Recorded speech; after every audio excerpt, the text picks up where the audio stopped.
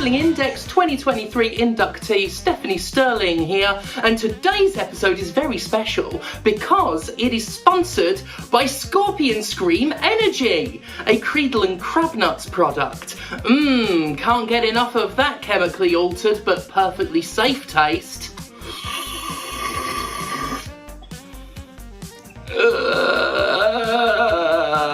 Jesus Christ, that's tasty! If piracy is theft, what is selling somebody digital content and then taking it away from them? If that's not what we would call stealing, I know another label we could use. Fraud. Imagine, if you were Hill, that I bought something from a shop, let's say a delicious can of Scorpion Scream Energy, a Creedle and Crabnuts product, let's say mango malfeasance flavour. I've gone off the Beef Beach Blast one. And the shop, let's say it's Moppertop shop. You know, to make the analogy more fun. A shake, a shine, a shoe. So anyway, I've bought a can of Scorpion Scream from unbeloved CITV character Moppertop. I ferry my healthy energy drink back home and take a sip of that sweet, chemically safe for most land mammals, mango-adjacent beverage. I get halfway through the can in moments, it's just that delicious. Before I put my partially quaffed splash of heaven down on the kitchen counter and hasten mine own self to the bathroom, for to make me a piss. Upon returning to the kitchen, I spy a green furry arm snaking its way through the window as it slithers toward my tasty blend of taurine and paracetamol and wraps its surreptitious talons around it. Well, I'll be bugger hammered. It's Moppertop!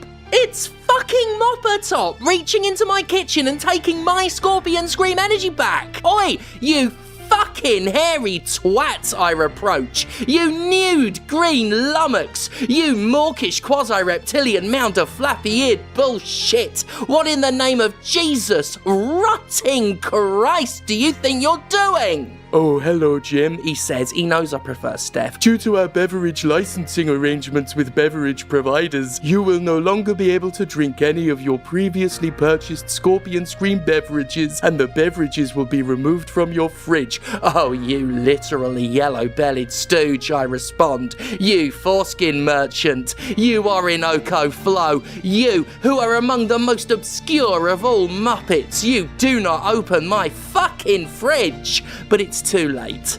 As Moppertop had distracted me, the bear from the big blue motherfucking house crept behind me with a guileful stealth unexpected of his size and has taken the whole crate of peach penance flavour I was saving for Christmas. That fucking bear. That whole analogy was meant to be one sentence long.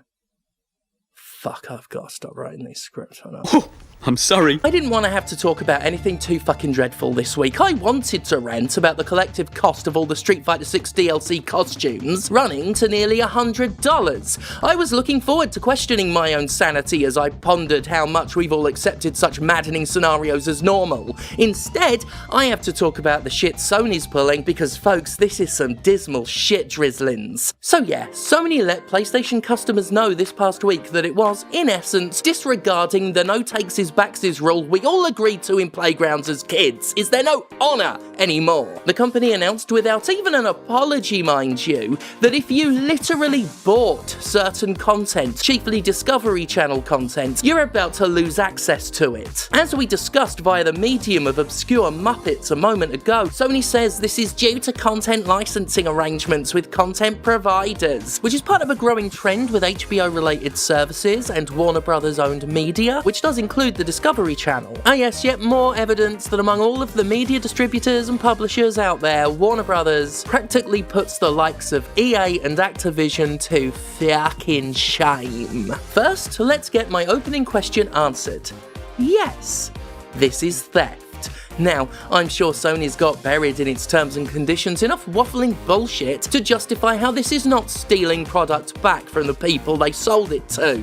But stealing is stealing whether it's illegal or not, and if you've led people to believe they're buying content to own it, then you revoke that content as if it were a rental. You've sold that content fraudulently. We shouldn't be operating under Darth Vader rules when we buy a shark documentary, praying that HBO doesn't alter the fucking deal, but here we are. And I think whatever horse shit Sony, HBO, or anybody wants to spout about licensing, if you take a purchase away without compensation, if you take money for a product you not only fail to deliver but snatch from the hands of your customers, you are fucking stealing.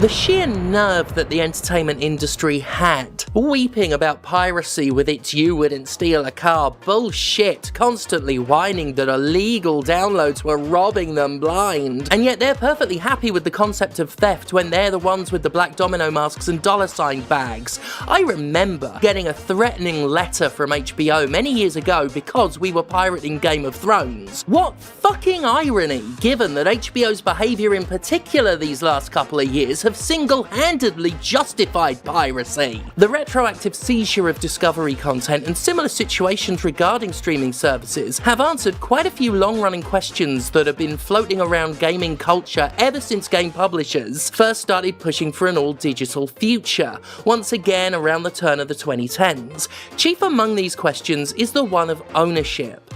Who actually owns the digital media we buy? I remember as far back as the 2000s, game publishers trying to relitigate the concept of buying and owning products. You know, the foundation of commerce. Before the launch of the PS4, there were murmurings that Sony wanted to set in stone the claim that when you bought a game, you didn't actually buy the disc or its contents, you purchased the license to play that disc and its contents. These were just murmurs as I recall, it's hard to find online mentions of it now, but I remember that concept coming up as a threat around about 2004, 2005. At multiple points in time, game companies have made moves to enshrine that claim.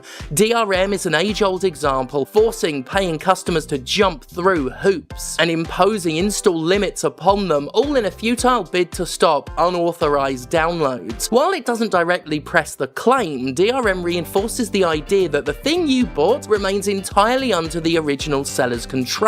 The original plans for the Xbox One to be an anti-secondhand DRM machine that killed used games by tying purchases to customers that had to check in every 24 hours was an extreme step in that reinforcement. More directly was the overall entitled, spoiled, bratty approach to those used games, where publishers made it clear they believed they still owned the discs they'd already made money selling. Industry mouthpieces likened used games to piracy, while the online pass frisked second-hand buyers for a stipend. Video game corporations openly self-reported when they tackled the subject of used games they truly did believe that when they sold physical items, they were selling a non-transferable license to play the item's contents.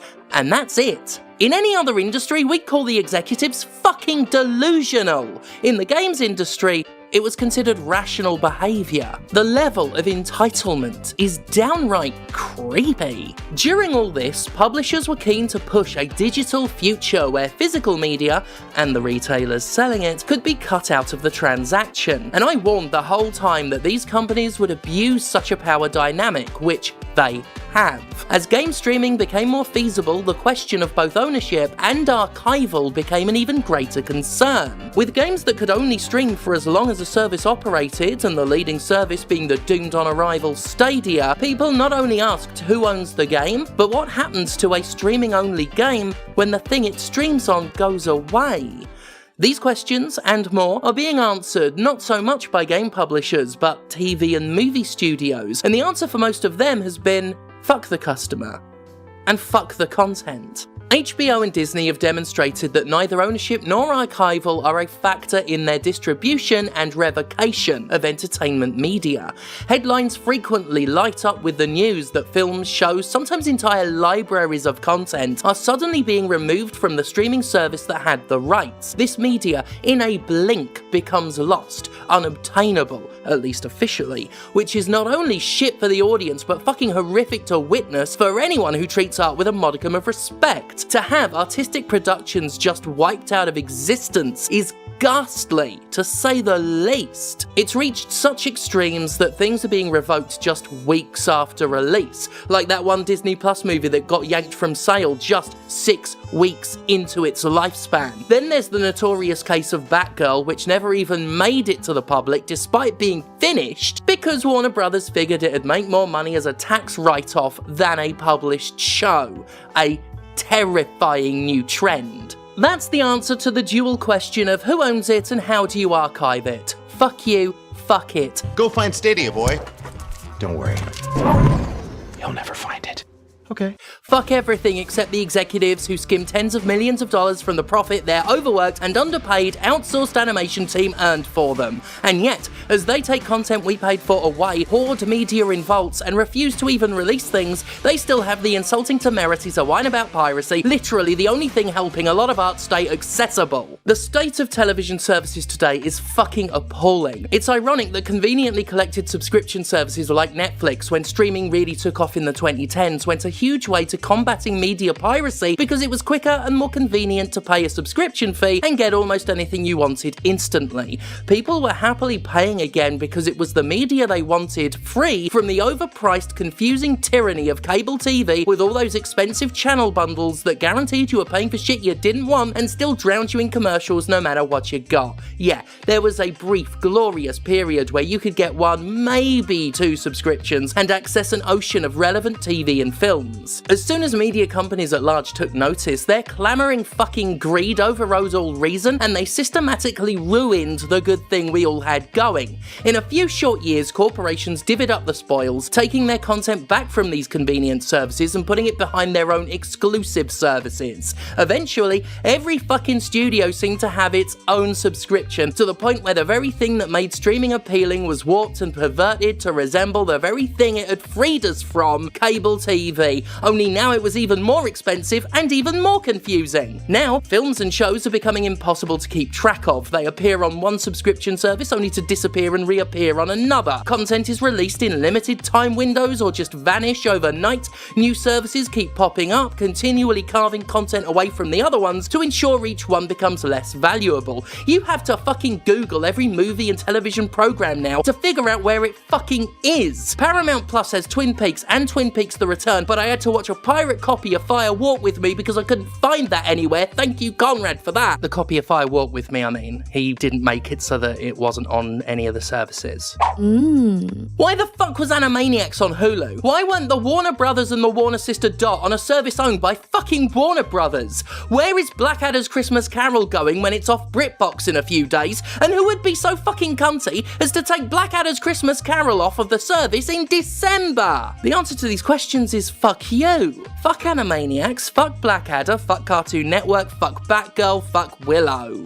Archival is one of the biggest challenges in gaming. Preserving this art is tricky for a number of reasons, but perhaps the biggest is the fact that all this art is being bought and controlled by an executive class that does not give the first fuck about preservation. Games aren't art to them. Hell, art isn't art to them. When human expression is just a commodity to you, something that's only important until it stops being profitable, you have neither the need nor inclination to do anything but strip mine its value and toss the desiccated remains in the trash. Art doesn't have a prayer of being given the dignity and respect of proper archival in a world where studios are refusing to release it for tax purposes. We've come a long way from the Deadpool game getting pulled off of digital storefronts and throwing all the previously mentioned questions into the air. We've come a long, distasteful way, with each step of the journey getting worse and worse.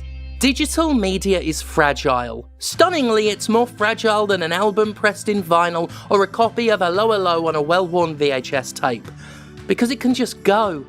it can be taken from you, stolen out of your library. It's been demonstrated that not even purchasing the content guarantees you get to keep it. That is fucking diabolical. And it's what all these companies wanted when they first tried to rewrite the very concept of buying a product to turn it into some sort of vague rental where they still own what they sell you. At this point, piracy is more than justifiable. It's a moral fucking imperative. It was merely justifiable when Disney Plus charged a separate fucking fee on top of its subscription to watch fucking Mulan. It is merely justifiable when all of Nintendo's big games keep leaking a week ahead of launch and it's funny. But as a direct answer to HBO, Disney, and the media conglomerations that give companies so much capriciously wielded power over access to art, piracy is the right thing to do. It's the only bloody way to access a bunch of otherwise tragically lost content. Fitting that after decades of shitting their diapers over piracy, media execs have directly turned piracy into an objectively moral fucking good. Phony Lame Station Technical Support. How may I help you? Hi, I seem to be having a problem with one of my video purchases, but I've got kind of a weird anxiety sort of thing. I have a really hard time explaining myself in just sort of normal talking. Would it be okay if I sang my problem to you? Oh, yeah, of course. In fact, let me get some music started for you. This is not my first rodeo. Here we go. I really appreciate that. Thank you so much for the accommodation. Oh, of course, you're welcome. So what can I help you out with today? Well, the problem goes something like this. Well, I wanted to rewatch Paul Toodle chewing out his douchebag kids. But now I see you took American Chopper off my list of purchase vids. Seems a real contradiction to say no to piracy, just to turn around and take all of the things I bought away from me. You probably should have read all of the terms and conditions. You only bought a license to a digital edition. So if you want full ownership, I'm telling you don't bother, cause that's just easy present in our economic model. We can't keep making money off of something we only sell you. You only paid us once, we want you paying us forever. How about a 10% off code applied to your next purchase? I hope that I provided you with good customer service. But I bought it with my cash card. It isn't yours. And a confirmation number. It isn't yours. I have a receipt up in my email. It isn't yours. It even thanked me for my purchase. It isn't yours. Can I buy it on a disc then? No, you cannot. What if I ran again and tape it? No, you cannot. I'm gonna get it from a torrent. You better not. You know this isn't very helpful. Well, to be fair, if I was trying to be helpful, I'd offer to put these notes on the broadside of a barn for you so you'd have some chance of hitting them. Is that seriously how you talk to your customers? Only the ones we're about to hang up on. Have a great day.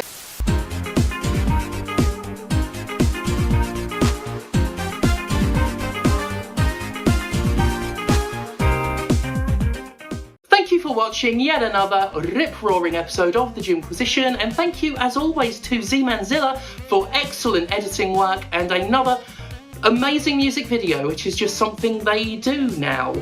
All that remains for me to say is thank God for Scorpion Scream Energy. Ahoo!